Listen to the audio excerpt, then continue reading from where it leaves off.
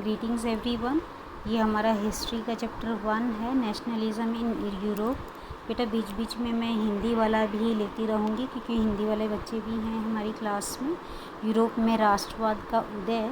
बेटा ये chapter start होता है हमारे एक पिक्चर से जो फ्रेडरिक सर्यू ने बनाया था। बच्चे ये पिक्चर उसने 1848 में बनाया था। ये उस समय फ्रांस में, ना केवल फ्रांस में, पूरे यूरोप में बहुत सारे विचारक थे जो नए नए विचार लेकर के फ्रांस में उन्होंने जागरूकता फैलाई और कलाकारों ने उन नए विचारों को अपने कला में गाड़ा। तो इस सर्यू हैं जिन्होंने नेशनलिज्म को अपने पिक्चर में उतारने की कोशिश की है और उन्होंने उतारा भी है। देखिए पूरे यूरोप के लगभग सभी देश जो आज बन चुके हैं उनका उन्होंने 1848 में, जबकि इन देशों का कोई अस्तित्व भी नहीं है। यहाँ पर इटली का, जर्मनी का भी झंडा है बेटा, जबकि यहाँ पर इटली और जर्मनी का उदय ही नहीं हुआ था अब तक। वो 1870 के बाद जाके फॉर्म हुआ है उनका।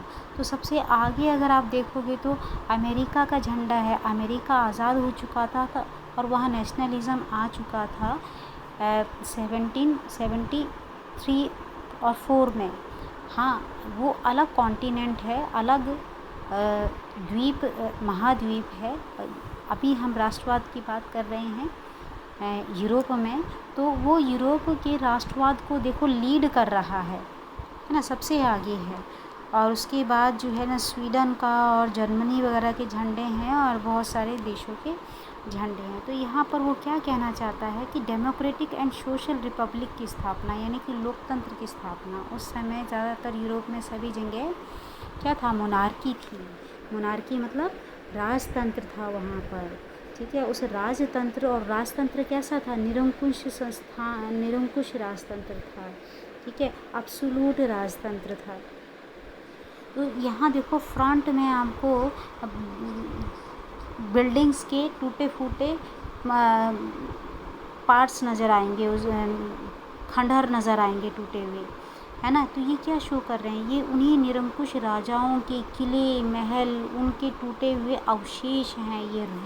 ये रियून्स हैं बेटा, ठीक है, जो उसको शो कर रहा है कि वहाँ पर यूरोप में राजतंत्र का खात्मा हो चुका है और लोकतंत्र का उदय हो चुका है। तो ये जो राष्ट्रवाद की भावना है, इस भावना का उदय होता है फ्रांस से, और फ्रांस की क्रांति से जो स्टार्ट होती है 1789 में।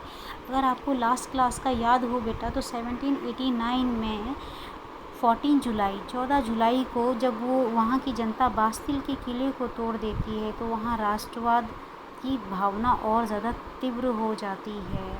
आपको याद होगा वहाँ पर जो एस्टेट जनरल हुआ करती थी, जिसमें लोगों की भागीदारी होती थी, लेकिन राजा उस एस्टेट जनरल की मीटिंग ही नहीं बुलाते थे, और उस एस्टेट जनरल में जो मेंबरशिप होती थी वो भी असमानता के आधार पर थी, जिसका लोग विरोध कर रहे थे। उनकी बात नहीं मानी गई तो उन्होंने क्या किया, अपने आप को टेनिस कोर्ट में इकट्ठा किया और एक अलग से नेशनल असेंबली बनाई थी, आपको याद होगा, ठीक है।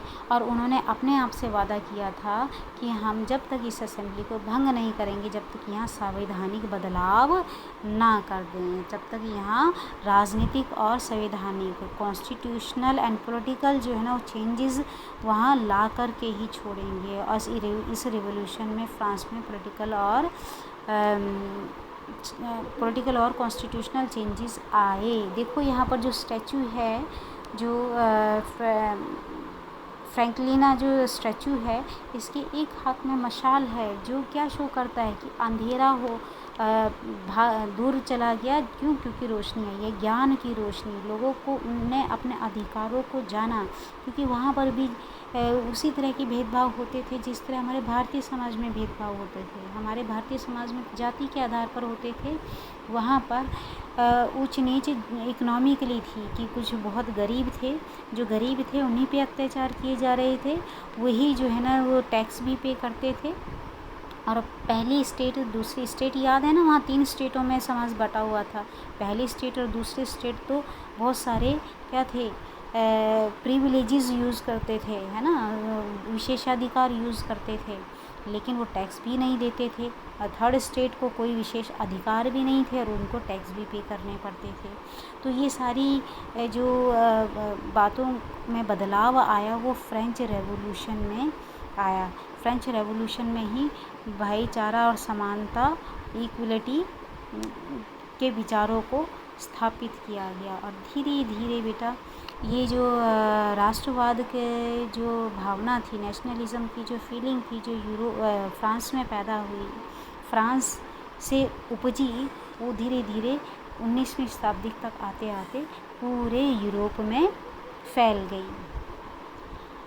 लेकिन एक 1804 में एक दौर ऐसा आया, नेपोलियन बोनापार्ट का नाम सुना होगा आपने। नेपोलियन बोनापार्ट ने जो यहाँ लोकतंत्र लोगों ने स्थापित किया था, उसका खात्मा करके फिर से राजतंत्र ले आया था, अपने आप को राजा घोषित कर दिया था। उसकी चर्चा बाद में आने वाली वर्कशीट में करेंगे।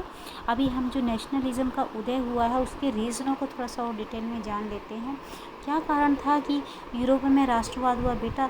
जिस तरह भारत में मध्यकाल में आप देखते हो छोटे छोटे राजा राज किया करते थे, ऐसे ही यूरोप में छोटे छोटे एरियाज़ में बहुत सारे राजा राज किया करते थे और वो निरंकुश थे, अब्सोलूट राजा थे, अब्सोलूटिज़म था वहाँ पर। ठीक है, हिंदी में कहेंगे तो हम निरंकुश शासन व्यवस्था थी वहाँ। तो निरंकुश शासन व्यवस्था के खिलाफ जनता ने अपने ही राजा के खिलाफ विद्रोह किया और क्रांति की। ऐसे ही उदारवादी विचारों का प्रसार हुआ। उदारवादी विचार वे विचार हैं बेटा जो जनता की भलाई के लिए बदलाव पसंद करते हैं। ठीक है, लिबरल आइडियाज़ जो है ना वो चेंज को पसंद करते हैं। और लिबर्टी, इक्वलिटी, फ्रेटर्निटी मीन्स स्वतंत्रता, समानता और भाईचारा की भावना यहाँ पर पनपने लगी कि सभी स्वतंत्र पैदा हुए हैं और सभी एक समान है। भगवान ने कोई भेदभाव नहीं किया है अमीरी गरीबी का, ये भेदभाव इंसानों ने बनाया है। ये भावना वहाँ पैदा हुई। प्लस ये वही टाइम था जिस टाइम पर एजुकेशन को बहुत ज़्यादा इम्पोर्टेंस दी गई, जिस वजह से एक बहुत बड़ा एजुकेटेड समाज विकसित हुआ यूरोप में। और ये मिडिल सोसाइटी थी बेटा, ना बहुत अमीर थी ना गरीब थी। ये है कि हाँ, इनकी दिनचर्या जो है वो अच्छे से चलती थी। ये सर्विस देते थे, जैसे कि लॉयर हैं, टीचर हैं, डॉक्टर हैं। इस तरह की ये मिडिल क्लास थी जो अपने अधिकारों के लिए बहुत ही ज़्यादा जागरूक थी बेटा। और इन जागरूक मध्य वर्ग ने राष्ट्रवाद को फैलाने में और ज़्यादा अहम भूमिका निभाई। तो ये थी हमारी वर्कशीट। फिर मिलते हैं नेक्स्ट वर्कशीट के टाइम पर। Okay, bye.